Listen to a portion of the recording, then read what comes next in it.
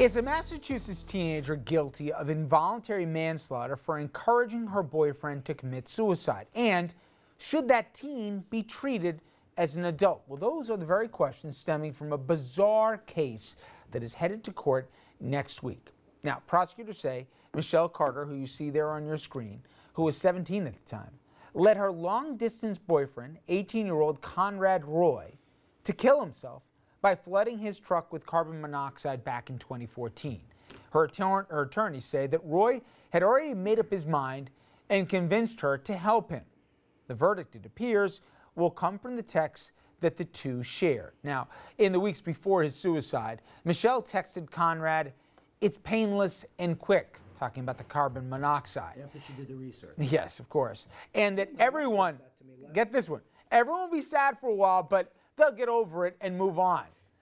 What a compassionate young lady. And then she said, "Don't be scared, you're finally happy to be in heaven." Now, prosecutors also say Michelle even went further, believe it or not, going from encouragement to pressuring him to kill himself in the days before his suicide.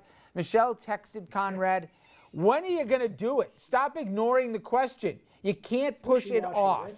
Then, "When are you doing it?" And finally, "You better not be BSing me and say you're going to do this, then purposely get caught." And I'm sorry, I got one more.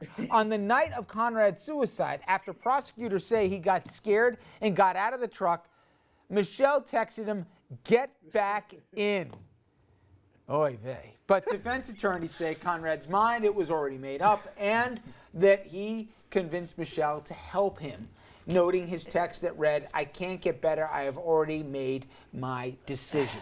And he also wanted them both to commit suicide together like Romeo and Juliet. Her response, "No, we are not dying." Okay, you know, almost bad case makes bad law. I know that's the expression, but Doug, in this one, I would not want to be the young lady's attorneys trying to convince everyone that, she was misunderstood. There is a paper trail that clearly she pushed him and pushed him. When he tried to get out of the car, she pushed him again.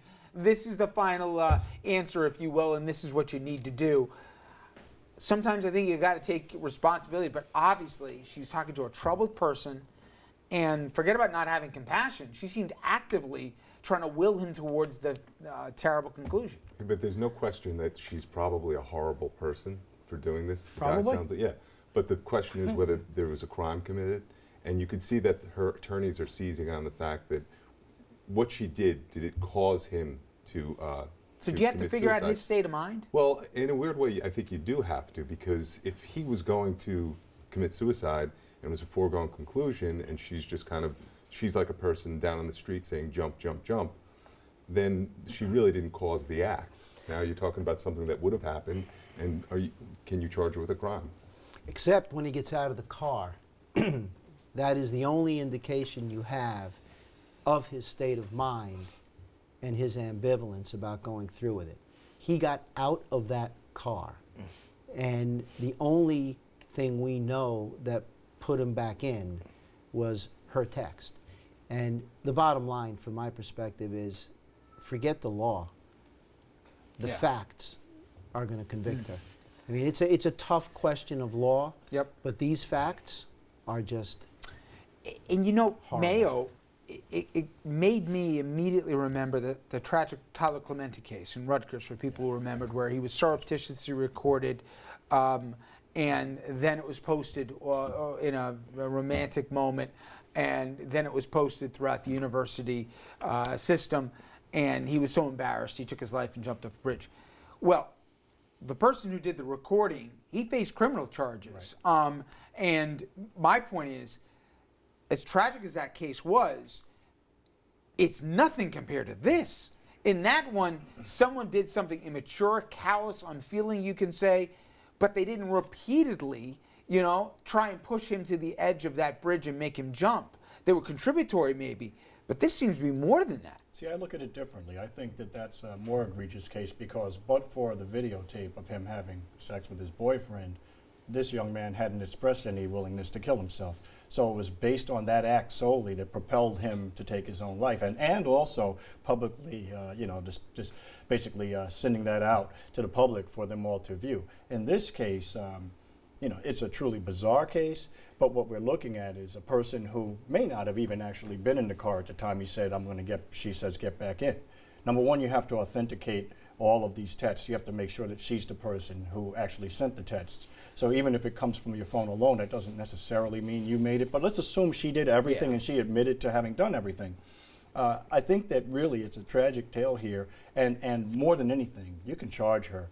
But going back to Doug's point, it's the same as when people see someone on a ledge and they yell jump. That you don't go and arrest all of those people.